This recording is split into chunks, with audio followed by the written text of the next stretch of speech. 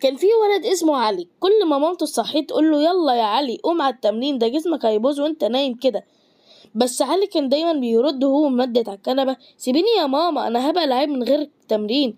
كريستيانو مين ده، انا احسن منه. المهم بعد ايام من الكسل والبيتزا والبيبسي جت المدرسة وعملت بطولة كورة، وعلي اتحمس وقال انا هدوس واكسب البطولة ديت وابقى نجم المدرسة.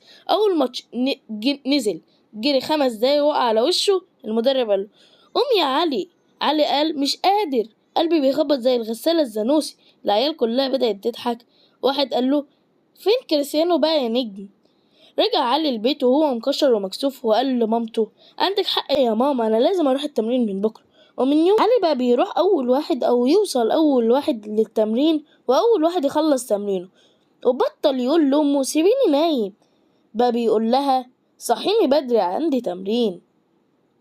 النجاح مش بيجي بالنوم والبطاطس، النجاح بيجي بالتمرين والتعب. واسمع كلام امك، هي دايما شايفة اللي جاي.